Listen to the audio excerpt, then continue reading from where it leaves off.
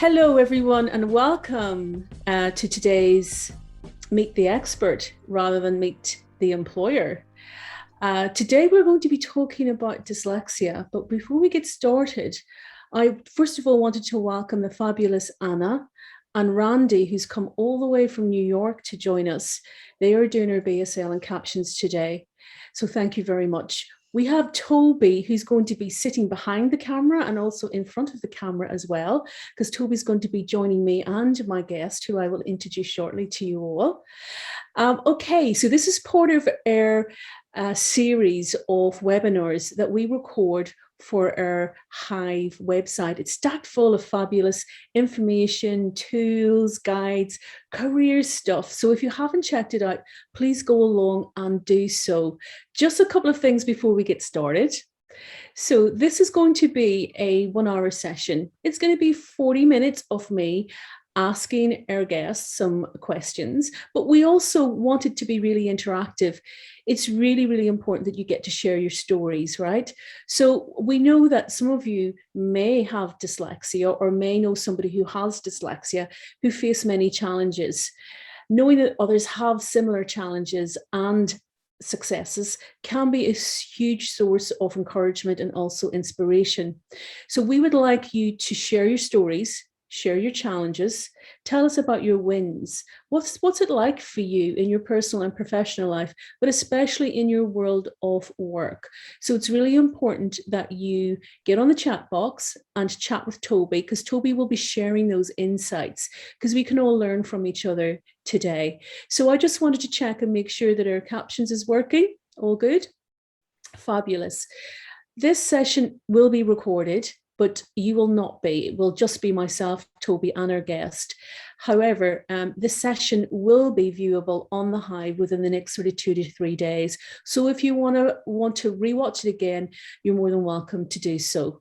So what I would like to do, without further notice, is to introduce you to my guest. Today we meet an extraordinary lady who is sharing her wisdom, her insights, and her knowledge, but she's also sharing the challenges and the triumphs of dyslexia with you.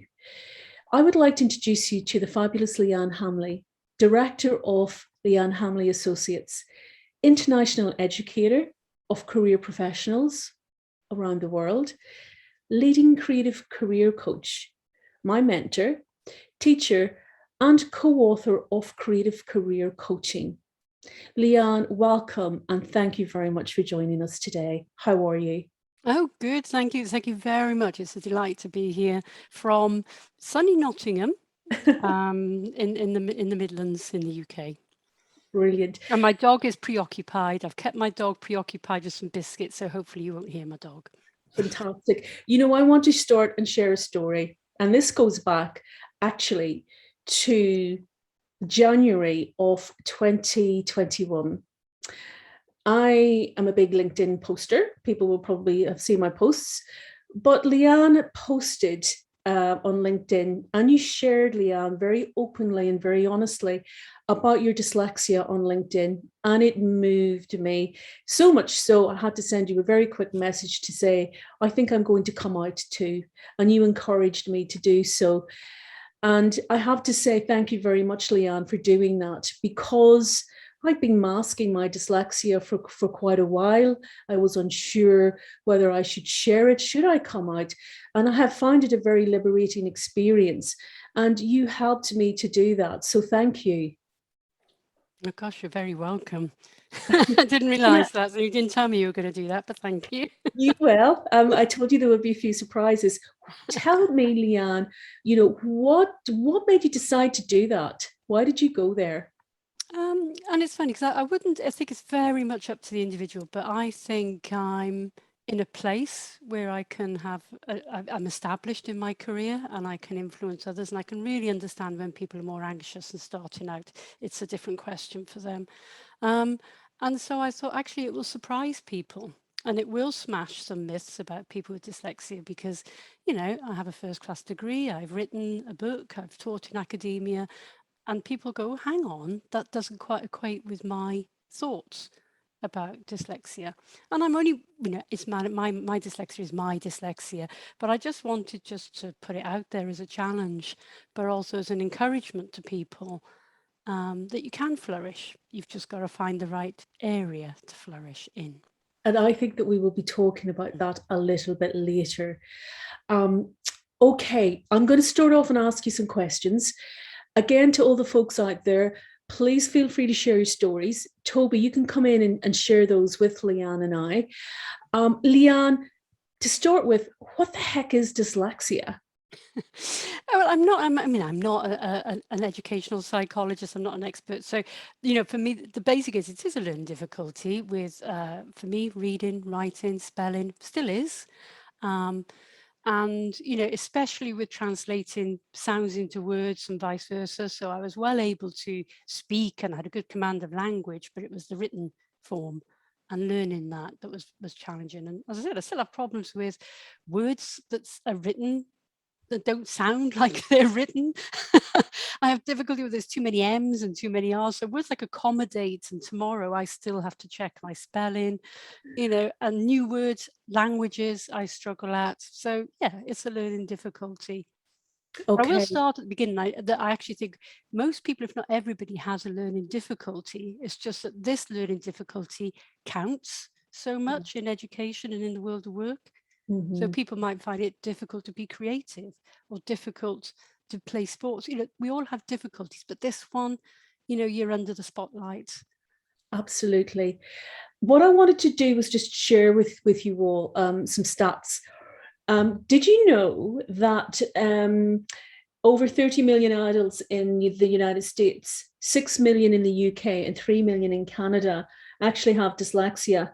Dyslexia occurs in people in all backgrounds, and it's found in all speakers, equally in men and in women. Here's a really, really interesting one.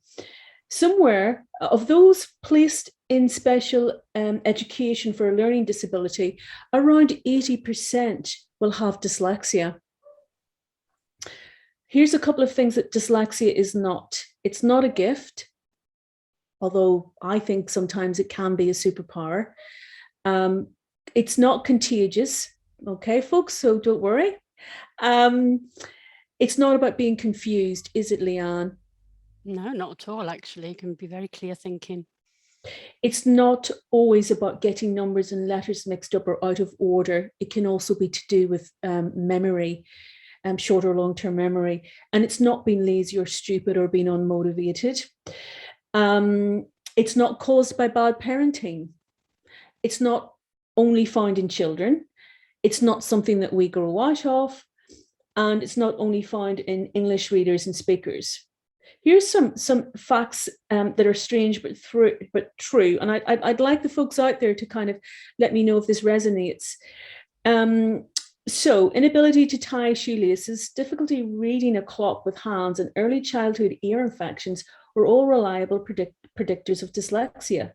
People with dyslexia have terrible trouble rhyming, and therefore very few turn to careers in hip hop. Dyslexia is mainly an auditory processing problem, but has visual elements too. How many of you knew that? Adult onset of dyslexia is possible after a stroke or because of Alzheimer's disease. The best way for those with dyslexia to read may be with their ears. So, Liane, tell me a little bit about when you were growing up. When did you first realize, or when did it become apparent to you that you had dyslexia? Well, I think in those days it wasn't a term, it wasn't discussed. I just knew I had problems. I had difficulties. And to be honest, when I was younger, I was very, very fortunate to have a good nursery teacher. And I think now we're so into testing and everything. Then I didn't realize I had a problem because I was just allowed to go and play in the sandpit when other people were reading. It was just, she was really good. She helped me, she took me aside, she taught me on my own. Do you know what I mean? But she didn't put me under pressure to read out loud. And I could have felt that anxiety. And I remember she also didn't put me under pressure to do some of the activities. And I had a head teacher who came and went down on his knees and said, don't worry, reading will come. It takes different time for different people. And so I relaxed then. I think they knew it was a problem, but they didn't put it on to me, I think. But it became much more of a, as it went on, and I couldn't read. And I had a very academic sister who could read by 3. I couldn't read till I was 6, 7. Then it became much more pronounced, do you know what I mean, through junior school and secondary school. So, yeah.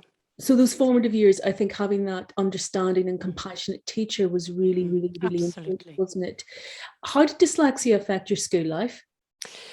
Confidence mainly, because I really just couldn't do maths. I just couldn't get it, and I'd try hard, and you get called lazy. You'd be told to try work harder, and you think, but I just don't get it.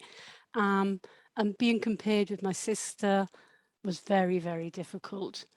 My spelling was always bad. My handwriting was always bad. So it's confidence. I think it led to a lack of confidence academically, which I still carry. Do you mean there's the rational bit that says, oh, for goodness sake, Liane, but there's the other bit that always has in my head.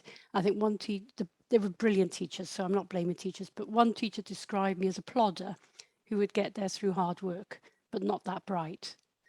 Do you mean? And Yeah. that stayed with me. And so I've got that little voice, but then I've got the other teachers and the other people who believed in me as other voices. So confidence mainly. It sounds similar to me. I was put in a special learning class and I couldn't understand why. I was very resentful because I thought I was really rather clever, but I was a little bit of a daydreamer. I mean, unbeknownst to me at that time, I didn't know I had dyslexia or even ADHD, but I was told by the principal, well, my principal told my mom, she's not going to amount to much.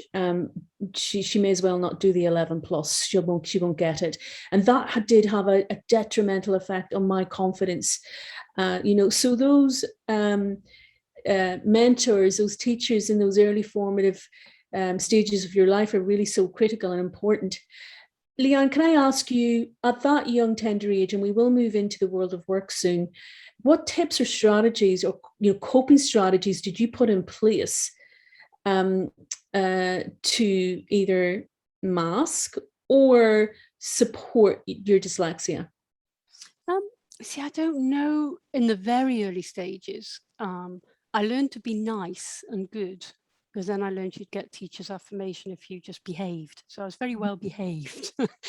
But later on, and I don't know whether somebody taught me or whether I discovered it, but as soon as I discovered spider diagrams and mind mapping and comic books, doing cartoons, all stuff I still need today. Do you mean I have books that have drawings in?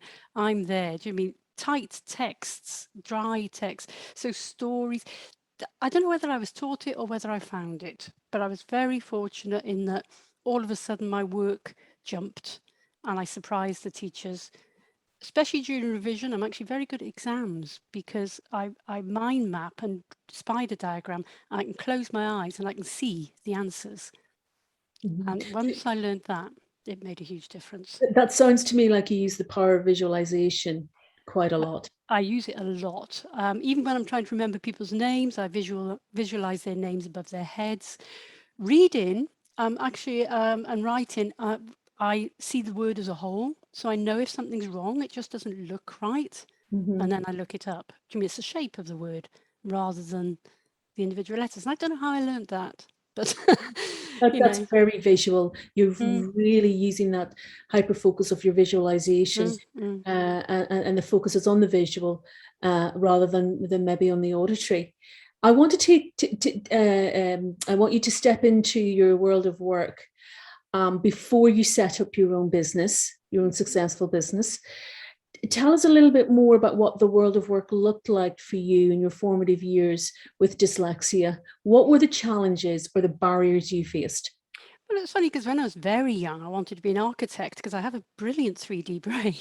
So I can just do things 3D so easily, but I was no good at maths. Do you mean? And I kept seeing these things. I thought, well, I can't do that. And when it came to the end of my degree, I was unemployed for 18 months because I just couldn't see. And my confidence was low. I had a first class degree, but I still didn't see myself as very bright or very able. I was quite scared of the private sector and whether I'd have to perform and how I'd be judged. And yeah, so it hit me in that way. And then I was very, very fortunate, really, I think, to find people who encouraged me more into the people sector. And then I could play to my strengths. Do you mean? So I think I'm good on the empathy. I'm good at seeing insights, patterns, themes, and because of that, I think actually I thrived, and I somehow knew to stay away from policy and dry jobs that would involve budgets. Do you mean I think that's it, is play to your strengths. So I've been very fortunate in that way, but there were things early on that made me feel not very good, such as meetings. Do you mean I can't listen to people going on and on for a long time? And there's certain things like emails that I couldn't make sense of. So now I know that's a problem with what's taking place rather than a problem with me. Do you mean it just doesn't suit me? Sure. So how do you work with others? How do you collaborate with others? Especially if we're in these systems where we do have to do meetings, or we do have to collaborate with others, perhaps maybe not necessarily in ways that are conducive for us. How did you navigate that? I don't think I did initially. I think I just didn't feel very good about my skills. I think now, and this is why I probably came out as dyslexic, because I'm much better at saying to people, whoa, that's too much detail. I'm getting overload. Do you mean my brain doesn't work that way? And it's really, your brain works that way. My brain works this way. Oh, can you just make that simpler, that instruction? Can you go over that instruction again? Can we get it really clear? Yeah. So I'm much more assertive, but not saying, it's sort of, it just explains how my brain works. Yeah. And all our We've got brains a work great differently. question too from Jane that kind of leads on to your point. So it says, do you encounter people who say you can't be dyslexic, i.e. you're somehow faking? And it also comes from, what are the advantages of coming out? And I think that's a great question, because yes, people think I'm faking because I've found ways of being successful with it, and playing to my strengths. And the advantages of coming out, I think, creates a wonderful discussion just about how the brain works, and not assuming that everybody's brains work the same way. And I think we're getting better at it. So I think the more of us that do, and do it with confidence. As I said, I'm lucky. I wouldn't ask other people to do it if they don't feel confident. I'm established, so I can do it with confidence and I can be assertive. But if you can, brilliant. That's the way to go. Feel good about how your brain does work. Absolutely. And ask for what you need. We are all wired differently, and there's, I have this, I've said this once before, but this incredible candidate who talks about diversity within diversity, especially neurodiversity. We're not all the same. One person with autism is not the same as another. One person with dyslexia is not the same as another. We're all wired even differently again. This really speaks to, Liane, the importance of being your own self-advocate, knowing who you are, what your challenges are. We know it's not a walk in the park, right? But knowing how to manage it, how to manifest the strengths, but also how to ask for accommodations or speak to employers. Can you tell us or give me a little bit of insight or your thoughts on that whole space, please? Yeah, I mean, to be honest, I avoid words like accommodations. I just say, what do you need? So I say, can we just talk about how our brains work? How does your brain work? What helps you flourish? This is how my brain works. This is what helps me flourish. Yeah. Do you know what I mean? Because I don't want to feel like they do me a favor. Yeah. And I actually think, so that word, I do know why we use that word, but I actually think that if the changes are made, they benefit everybody. So how many non-dyslexic people sit in meetings thinking, oh, you're going on and on. And how many, when they send emails full of dense instructions and text, people thinking, that blows my mind. So I think actually it's about saying, how do we improve? I know one of your questions is, what can employers do? And it's actually changes. Let's just look at how we can benefit everybody as much as possible. So to make changes, it's not asking you to accommodate me. It's asking to let's look at what's inclusive for everybody. And I think one of the key things is it's not all about me. So I'm just as interested in how your brain works and what will help you flourish. And I think once we start to have that conversation and everybody to see that it benefits by having that kind of conversation, we'll start to get somewhere. Sure. I'm keen to hear everyone else's stories. What were the barriers or the challenges that you've faced in your world of work? What conversations or how have you shared with employers or colleagues about your challenges? And has that made any difference to you in your working world. So please, come on to chat and share those with us. It's really, really, really important. And Toby, if anything comes up, please share that back with us, because we can all learn from each other today. Well, we got a comment from Rob saying, how to get successful before it's too late? It's a brilliant question, because yes, I'm in my 50s and only now am I confident about it. And I don't think, I think because we're having these discussions earlier, it doesn't have to take people perhaps as long as it's taken me. So I think it's fabulous that we're talking about strengths. We're getting more clear about how the brain works, but also I still don't regard it as too late. I think whenever it works for you, whenever you feel ready, whenever, it happens for you, that's brilliant. But I think getting clear as to your strengths and confident about your strengths, the earlier you do that, and the earlier you work out what works for you and helps you flourish. That's interesting. There's a really good point there. Jane just said, whenever she shared a diagnosis, jealousy and prejudice. That's a really interesting. Gosh. Yeah. Liane, can we talk to strengths and talents? There's this whole thing within neurodiversity. Your neurodiversity is actually your superpower. We know that we bring many strengths and talents to the table. We know that there are challenges. It's no walk in the park. But you have mentioned a number of occasions today about the importance of knowing who you are, your strengths and your talents, learning that very quickly and tapping into that. You've talked about your 3D brain, your visualizations. You have excellent communication skills. Talk to us about strengths and talents in spite of, or maybe even because of, your dyslexia. Yeah, excuse me a minute. The 3D brain means I'm fabulous at parking people. I am a superb car parker. No,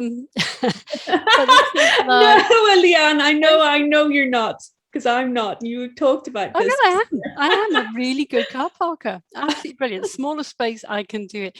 And but joking aside, visualization, intuition. People often think, if somebody's dyslexic, they're going to take longer. Actually, I think it's that intuitive part of the brain that grasps things, that has insights. It might take longer to then have to reason how you came to it, but creative problem solving. And I don't know what's dyslexic and what's just me, but I do think in my experience has led me to have more empathy. It actually makes me a really good teacher. So I've worked in academia, and I struggle with the dry texts, and I think academics write for other academics, not necessarily for the wider population.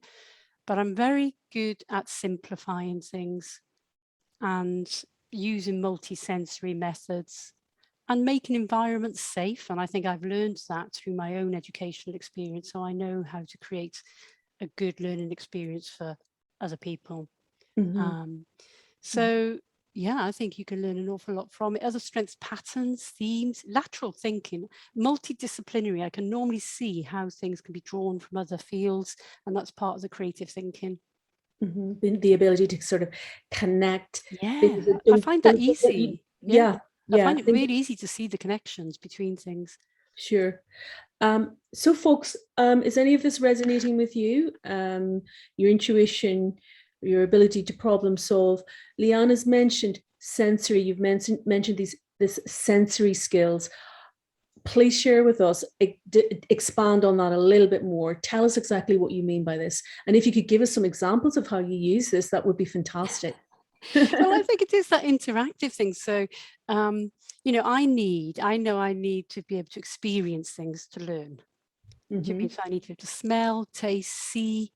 If I only rely on hearing, I can't just listen to people and grasp things or read things, or I can grasp it to a degree, but I want to see how it works. And that's where the imagination comes in. I have to visualize it working, the practical application.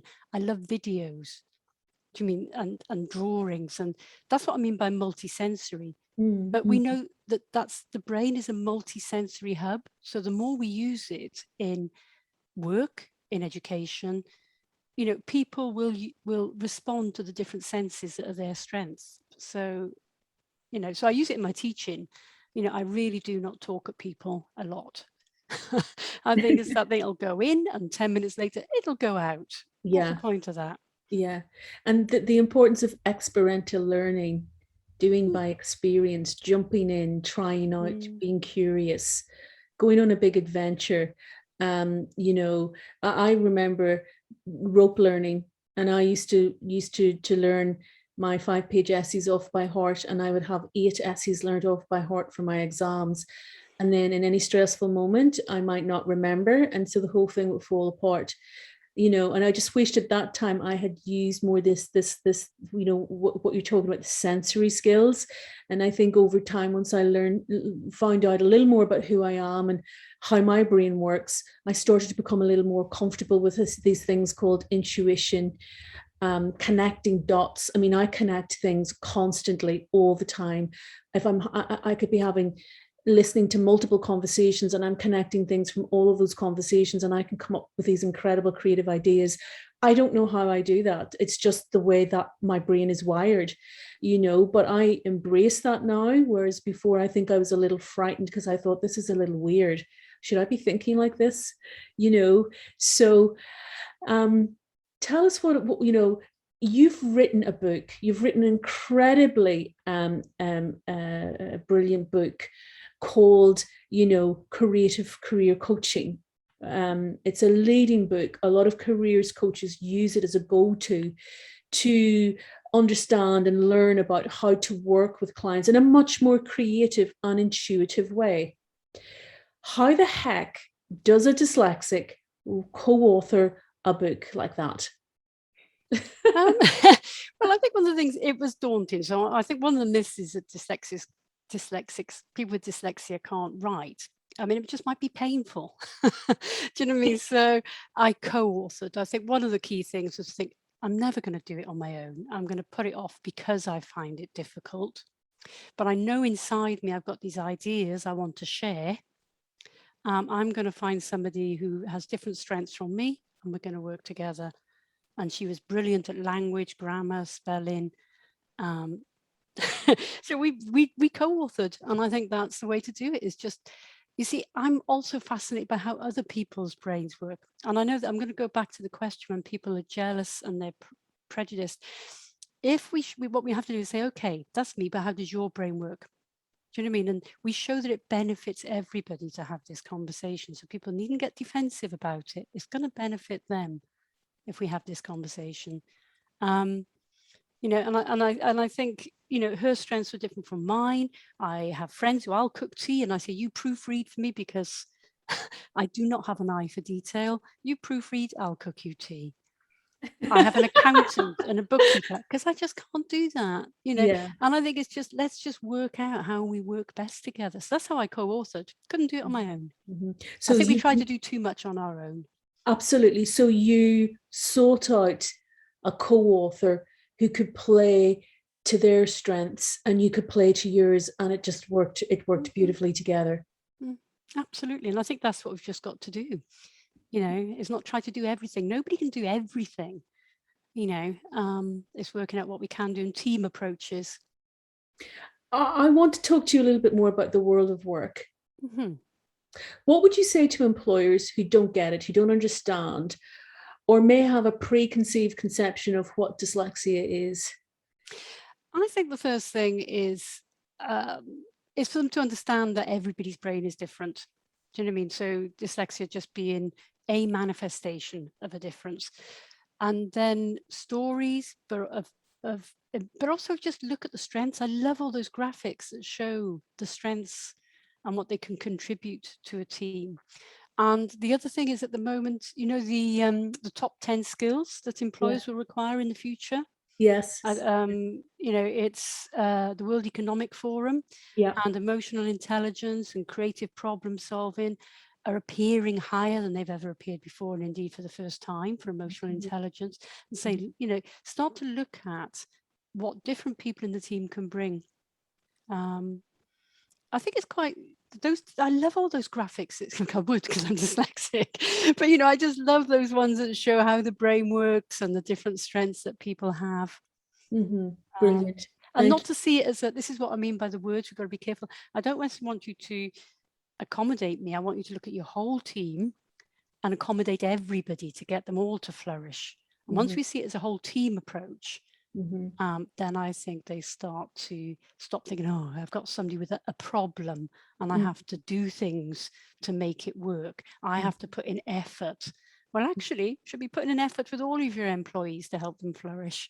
Yeah, exactly. Thank you for that. If we have any employers out there and that are listening, we'd love to hear your insights. What are you doing? How do you support, you know, your employees with whether it's neurodiversity or other lived experiences of disability? Liane, what jobs suit those with dyslexia? Can we do anything? What's possible? Sorry? What jobs would suit those with dyslexia? Now, you mentioned to me earlier. I want to be an astronaut. I still want to be. I can't be an astronaut. I mean, obviously, everybody's dyslexia is different, and within fields there are so many different types of jobs. So I won't do job titles, but I say look at the roles. Do you know what I mean? And look for roles that that think about how your brain works, your strengths, and look for roles that focus on those. So for myself, in the way that my dyslexia manifests, people jobs, creative solving, 3D jobs. Do you mean anything? Set design? Do you know what I mean? I still want to be a set designer. Modeling. Do you know there's jobs that you create models for film sets and things? Oh, I think, oh, I'm brilliant at making models. But you know, I don't want to do it because I love people and I love teaching. Do you know what I mean? And I think, for me, that emotional intelligence, that creative problem solving, and we need it more than ever. If you look at the UN sustainable goals, you know, we are faced with a number of challenges moving forward. We need creative thinkers. We need people who have insights, who see patterns, who can be multidisciplinary thinkers, and to sell your strengths in that way. So it's more about roles and particular jobs, I think. And the sort of tasks or activities that you're going to be doing. A doing job. Just, you know, I can't imagine, I mean, you know, for me, anything that involved a lot of policy or budgets, I'm just not going to go for that. You know, it's just not going to work for me. You know, you talked earlier about how you would love to have done architecture because of the design and the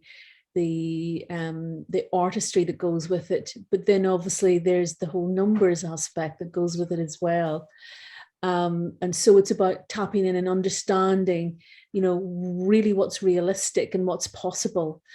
One of the questions I love to ask candidates is you know, what gives you energy when you think about all of your work experiences and your work tasks or activities? What were the activities that gave you energy? What were the activities that drained you?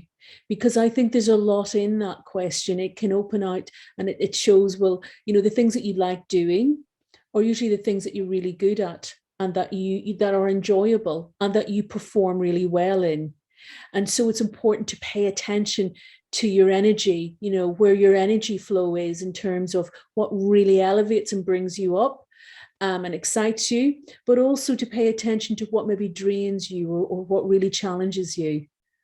Yeah, and I think you have to think about the job you're going into and just look at, you know, I look at work and think, well, okay, that bit I'm going to find difficult. I can do it, but I know I'm going to find it difficult. So I don't want too much of it in the job. It's not that I don't want any of it at all. I will do it and I'll do it well. It'll just take me a lot more hard work.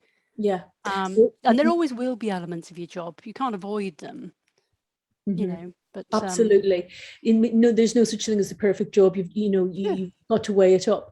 What other tips or insights would you give to our even break candidates, I suppose, regardless of whether they have dyslexia or not, when it comes to matching themselves to the right sort of job? What other insights would you share? I mean, as I said, I think it is that, and it's looking at essential and desirable. So what's a small part of the job and what's a big part of the job? So don't be put off by things that are a small part of the job. I have to read policy documents.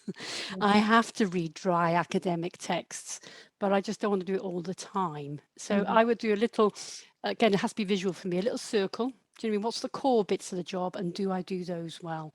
And the other bits on the outside of the job that I will have to do now and then, it's okay if I struggle and I have to work harder, but I don't want them in the middle. Mm-hmm. Do you know what I mean? Absolutely. So, yeah. Okay, thank you for sharing that. Toby, have we got anybody sharing some insights or Got experiences? Janet, who had shared, so she has said, this all resounds so much with me. I have experienced a lot of the things that have been talked about. It's so refreshing knowing that other people experience the same things. I came out to my current employers and told them about something about my clients, that I am dyslexic, and this has helped me and my employers, and they have been supportive. Access to Work supported me at the beginning of this year, and now have Dragon and Read and Write software to support me now. Is everyone aware that they may be eligible for an Access to Work grant to help them start, stay in work or self-employment? Great. Toby, you know about Access to Work. Why don't you quickly explain, because a lot of people are not aware about Access to Work. So Access Work is a great grant that you can get equipment that helps you read and to work. You can talk to your employers, and it's a government scheme, I think it is. It's a extremely supportive, I found, when I applied for my grant scheme. Sure, because I have a text to speak, so I can just talk. I get cognitively drained due to ADHD, and then obviously with the dyslexia, trying to organize information, and so I can just talk because I'm a great talker, as you know, and I'm able to just talk, and out it comes. It writes itself for me beautifully, so I save myself so much, time, but also I don't get so cognitively drained, so I still have energy then to do other things. So assistive technology can be really, really, really important as a tool to help us. Liane, what's your thoughts on the whole use of technology to help us manage our daily work? Oh, I think it's amazing. I mean, I think this is where it becomes more of a level in field, and that you go to an employer having researched all that. So you can say, look, this is what I need, but this is the money that's available for it. So it won't cost you anything. So that's what I think. You just present them with the solutions, and say, so I think it's fantastic. And I think, for myself, I don't need it, but I appreciate that other people do. I use a voice recorder like you do. And, but I think it's fantastic. I think we're getting to a much better place where we can be more inclusive. Absolutely. Thank you very much to that lovely viewer who shared that with us, because there is lots of supports that are available out there, isn't there, Liane? There is your career coach. There is, your mentors. It's about finding your allies, finding your networks and your supports out there who can help and support you. Who was important in your network and who supported you? And what importance did that play? Sorry, I know I've just asked you, but no, it's huge, because I'm also keeping an eye on some really good questions coming through. But I think it's people. I had no self-belief. Do you mean? But I think other people saw my potential, and I think you've just used the word mentor. And I would say I've always had mentors who've encouraged and believed in me, and helped me see what my strengths are. Absolutely critical. So I think quite a lot of people with dyslexia can suffer from low self-esteem because of those early experiences of education, not being seen as bright or plodders. You can't spell, you can't write, it's awful. But a teacher and work colleagues who help and support, as you said, allies. And I think mapping your allies, if you're, and seeking out allies. LinkedIn is fantastic for seeking out people who will help you, support you, believe in you, promote you. And there's lots of really supportive organizations, as Dyslexia UK, etc., isn't there? And people are starting to become much more aware of neurodiversity and the support networks. It can even be Facebook groups. There's some incredible Facebook groups out there, supportive groups of just ordinary decent folk getting together and bringing people together so that they can share their lived experience in a safe environment. So, and then there are obviously more professional organizations. There are coaches and other mentors that can really help guide us through. Liane, can you share with me a little bit more about, obviously you are a seasoned careers professional. You teach this to careers leaders and careers coaches. in the world of work, in terms of helping us to identify our unique strengths and talents, what would be your tips to our Even Break candidates about how they could go about doing that? Identifying their strengths and talents. Yes, yeah. So there's the whole Yeah. there's the whole area of transferable skills. So we may have worked in other environments or places before, and we forget that those skills, that experience that we've had in those places can also be used in our future jobs, etc. I'm just keen to hear you from a careers perspective talk about how people can identify or how they can develop their strengths and skills. Yeah, I mean, I think I'd always say a good career coach will help. They will just help you with the reflection and looking at what you've done in the past and pulling out the skills. And people, they can see patterns and themes and skills emerging that you might struggle, especially if you have low self-esteem, to spot. But there are also other tools. Do you mean even just prompt sheets where you can just look and tick the qualities you have? There are some strengths checklists. But as I said, I love all the graphics and the stories. Do you mean to go to, oh, I can do that. But yeah, transferable skills are critical because people always think they need specific skills. So first of all, getting clear what those are. You can research that, you can Google it. I'm just looking, but I just want to pick up on some questions though, Rosa, because I just want to make sure we got time to answer them. Somebody did just ask about declaring it. And I think that's a hard one because it's very much your decision. This is only my opinion. Okay. I don't trust panels, recruitment panels enough. Do you know what I mean? To not have bias and unconscious bias. Even if they got the 3 ticks, they can still have unconscious bias.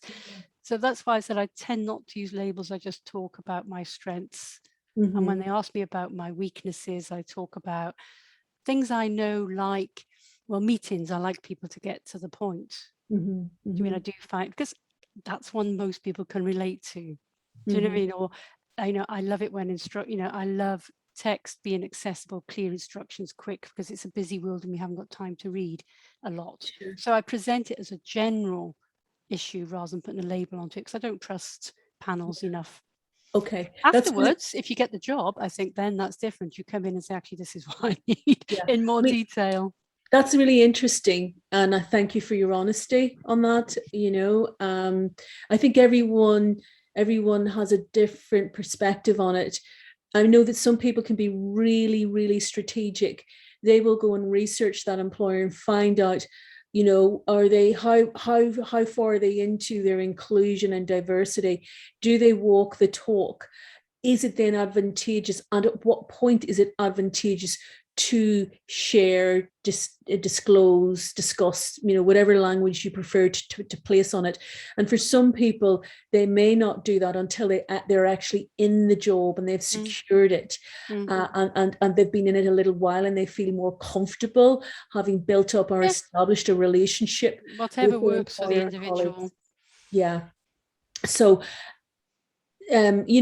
if there's anyone else out there, I mean, what are your thoughts on this? Have you, have you shared it? Have you not? Would you? Why wouldn't you? If you have, what have your experiences been? Because this really is a big one. I remember when I got diagnosed, Liane, with my ADHD, and obviously I've got my dyslexia, which runs alongside it. I remember filling in an application form for a job, and there was that box, do you have a disability? And I sat there and I basically had a meltdown. I didn't know whether to tick it. I was afraid that I was going to be discriminated. I felt there wasn't enough room to be able to explain it. I felt it very clinical. It was just a box tick. And I know that obviously employers need to follow the Equalities Act, right? But I panicked and I actually opted not to continue with that application because I was worried and concerned about the possible stigma or discrimination. And then I felt guilty that I hadn't applied. So I couldn't win either way. But this is a really big deal for people.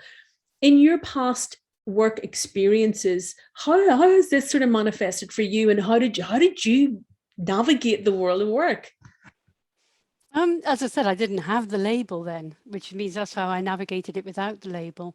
And I said it can be useful and it can not be useful. It depends on the employer and the setting. And I think, as you said, that's where you research to find out. But I would say even if the company looks really good, you don't know who's on the panel. Do you know what I mean? So that's the bit I don't. I'm so aware of unconscious bias. They might be well intentioned, but they may not realise that they're discriminating. So Can you explain to us what unconscious bias is? we all have it. It's the way the brain works, and we all feel more comfortable with people that are like us and more uncomfortable with people who aren't like us. It's the way the brain actually looks for similarities, and so they may not be aware that they're having a reaction to you because you're different, rather than because you can do the job, but they think, well, I'm just more comfortable with that candidate, and they're not scrutinizing why.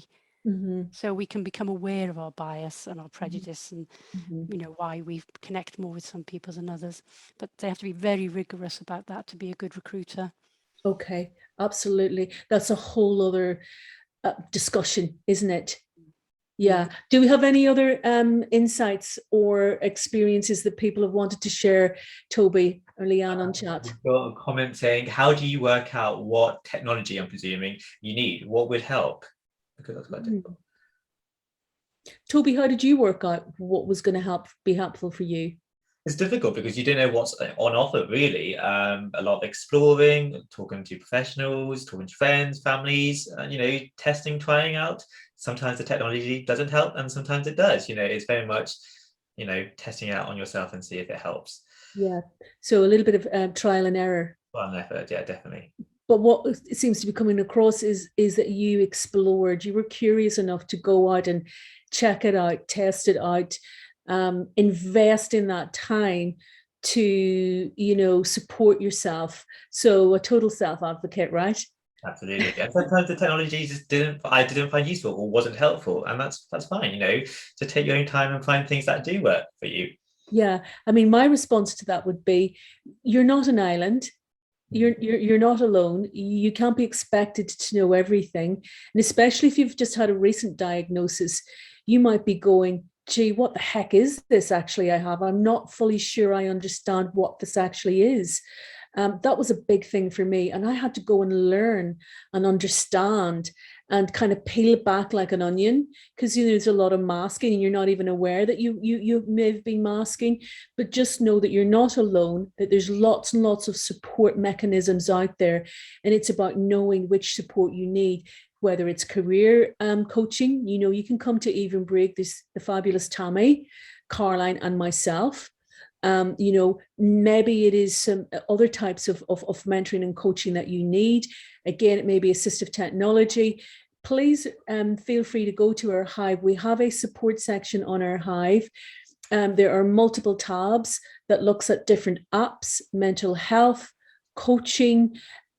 Please feel free to go in there and take a look, because you may find some very useful tools, articles, videos, and information. We don't house everything, but it is at least a good starting point, right, Toby? Absolutely, you nailed it. Okay, Liane, what would be your biggest tip or tips to those who have dyslexia and they're out looking for jobs? They're in that job search and they're finding it really daunting or overwhelming. What would be your tips to those? Because we have lots of candidates here at Even Break that are in that job search mode. They find it very daunting and very overwhelming. They can get despondent. Sometimes their applications, they put in their applications and they're not even responded to. The world of work can be very precarious, and the job search journey equally so. What's your Northern Star? What are your tips? I would seek support. I think things are so hard to do on your own. Do you know what I mean? So that's why it's brilliant that organisations like this exist. There are lots of support groups, getting advice from other people. And I think it's working out what's due to your dyslexia and what's due to other skills. Do you know what I mean? So not to see everything as being about your dyslexia. My dyslexia is part of me. My confidence at interviews can be something else. Yeah. Do you know what I mean? And I think, so to think, I'm dyslexic, I struggle with job interviews. It's like, let's separate out. Do you mean what's how your brain works? And then let's separate out the other skills that you can learn quite easy. You know, you can learn self-presentation, or we can work on your confidence. We can get you to visualize being successful at job interviews and feeling better about them. And that's what a career coach would help you do. Yeah, I mean, this sort of ties in with one of the questions I wanted to ask you about. These are really unusual times we live in. We're still kind of in the middle of this pandemic. Lots of people have been made redundant. The world of work, as we know it, has changed. The 0 hours, it's still a very competitive job market out there, and there are limited jobs. What is going to give somebody the edge over another? Oh, no, this is interesting as well, because I think also people who feel scared of the job market and applying, remember there's a hidden job market. 80% of jobs aren't advertised, they're through who you know.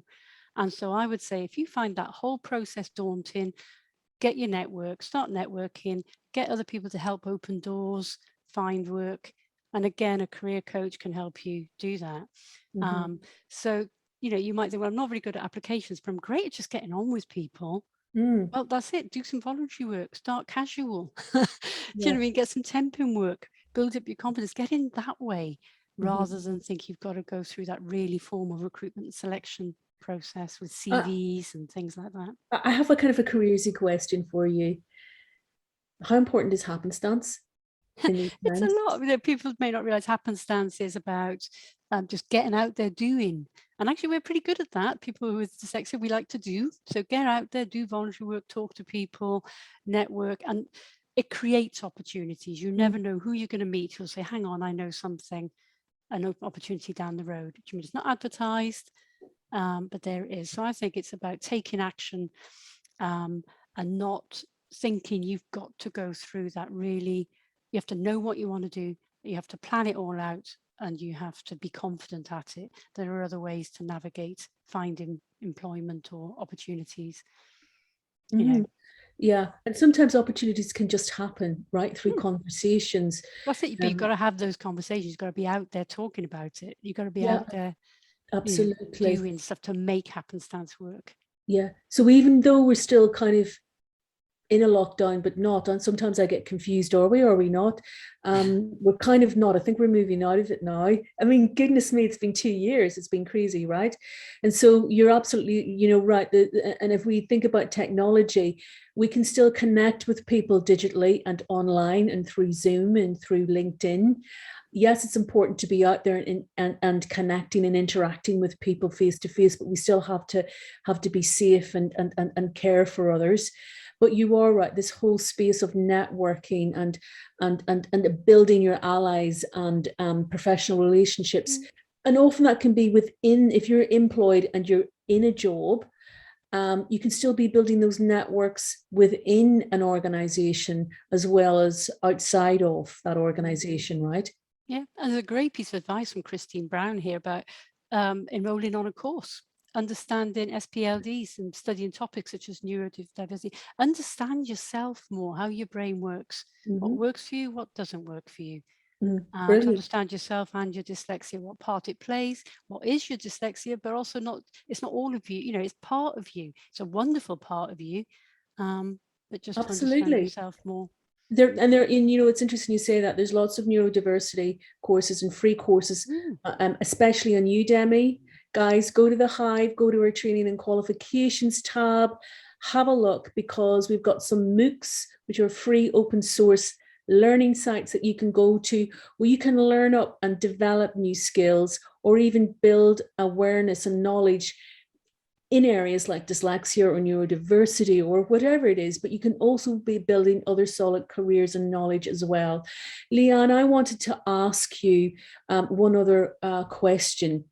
How has your dyslexia shaped who you are today, right now? Yeah, I'd say it's a part of me, but it's a really good part of me. I think it's given me life experience that's made me, as I said, empathetic, creative, a different perspective on life. Do you know what I mean? Being able to see things differently from a different angle. So it's definitely a part of me I can celebrate. But I'm reading the questions and I can see that people at the beginning of their career feel much more anxious about it. And I can remember what it was like at the beginning and how hard it actually was, and confidence. And I can see, and actually, people not having diagnoses, living with something and just not feeling very good about yourself in different contexts and thinking, why can't I get it? They all seem to be able to get it. And so it did affect my confidence a lot, I think. And I can relate to some of these questions that are coming up and some of these points. Yeah. About hiding it, just feeling inadequate, Yes. comparing yourself. Yeah. And I just think that's very painful.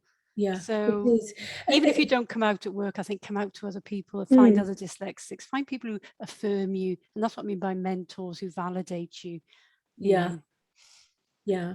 Fantastic, Liane. It's interesting. I did a webinar yesterday with Gian with the Brilliant Ability Net, and I was speaking to some other neurodiverse panelists, and they talked about that very thing, that actually there's a lot of more people in the workplace that are unaware of their neurodiversity, because of it's so invisible. It's not something that you can see. And so is it too late to get a diagnosis, Sarah? Somebody's just Rosa, Sarah's just asked, is it ever too late to get a diagnosis? No, of course not. Never too late. It's a journey. How long do you have? You'd need to refer and speak to your doctor first, who then we'll discuss that. But you can go public or you can go private, and both of those will have different time scales on it.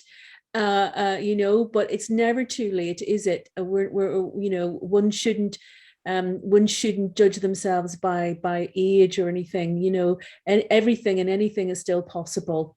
And it goes back to Jane's comment, people can think you're faking it. So I think, one of the nice things about a diagnosis is you think, it's not me, and the thing I think about dyslexia is now I realize my dad had it and he felt sick all his life. Do you mean? And I just think, well, actually he was labeled as that, and yet he was brilliantly creative. Yeah. And I think if he'd had diagnosis in those days, what a difference that would have made to his life. Yeah. It's interesting you say that, because my dad was a poor reader and writer. My mom used to always have to help him fill in forms, but my God, could my dad tell a story? He loved telling a good Irish story around the fireside. He was wonderful. He had wonderful, skills in communicating, but just the writing was problematic for him. And but he found other ways around it, and that was back in the day when none of this was. Nobody was really aware of what this was, and today we're so lucky. There's more understanding. There are more professionals, organizations, and groups of people out there to really help us navigate. And universities are much better. Do you mean I didn't get any support? They're much better, but it's still not.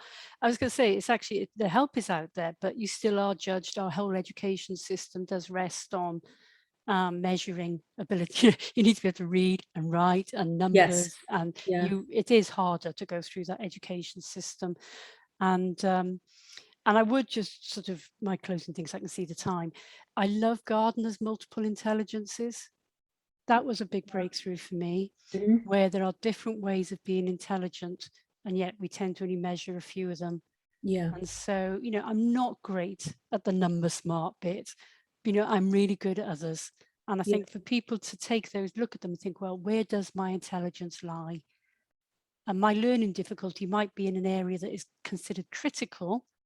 Other people will have learning difficulties, but it's just not so critical. Do you mean emotional intelligence? Well, actually that one is, but some of the other areas like creativity, but they're not judged for not being creative. Yeah. And that's the problem, to see everybody has difficulties. We're all so wonderfully diverse. And I think that's the kind of conversation we need to be having with employers, but also ourselves, and thinking, I'm as interested in your brain and how it works. And I've also got to accommodate you as a human being. It's not just all about, I think that's what people are scared of. Once you've got a label, they think you're going to be going, it's me, meet my needs. It's like, no, we're all here to understand each other and accommodate each other and get the best out of the team. Liane, I love that. And I think that we're just going to leave it at that lovely point, that lovely compassionate point. I want to thank you very much for your time. I know that you're an incredible busy lady. This has been very, very insightful. I hope that everyone else has found this to be supportive. And I really appreciate and thank you all for sharing your experiences. Toby, and thank you for coming in. Anna and Randy, thank you very much for supporting us today. This will be recorded and it will be on the Hive. Thank you very much for joining us. Liane, I'll see you later. Take care. Bye, everyone. See you.